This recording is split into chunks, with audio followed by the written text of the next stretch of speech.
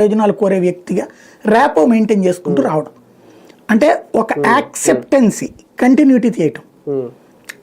అంటే భవిష్యత్తు ముఖ్యమంత్రి తానే, భవిష్యత్తు పార్టీ వారసుని తానే, భవిష్యత్తు సంస్థాగత నిర్మాణం అంతా నాదేనన్నటువంటి సంకేతం ఇస్తాం ప్రారంభించారనమాట. అందుకనే ఒక్క దెబ్బకి రెండు పెట్టాలనేది. సార్ దానికి తోడు అంటే రాజకీయంగా జరుగుతున్న ఒక ప్రచారం, ఈయన పదే పదే ఇప్పుడు ఎక్కువ హస్తిన్లో వెళ్ళడం, ఇదంతా పవన్ కళ్యాణ్ ఆల్రెడీ మిత్రపక్షంగా ఉన్నారు.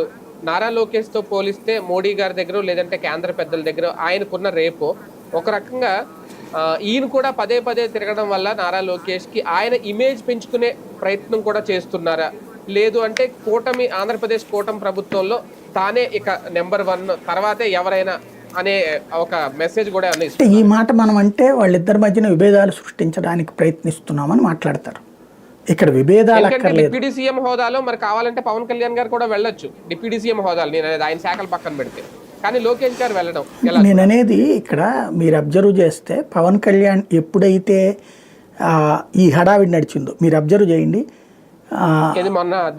దావోస్ కాదు, అక్కడ అంతకు ముందు ఉన్నటువంటి పరిణామాలు చూస్తే వరుసపెట్టి తను హోంమంత్రిత్వ శాఖ గురించి మాట్లాడటము, ఆ తర్వాత తిరుపతి గురించి మాట్లాడటము, తిరుపతిలో క్షమాపణ చెప్పేదాకా ఊరుకోకపోవడం, ఇవన్నీ జరగగానే ఒక్కసారిగా తెలుగు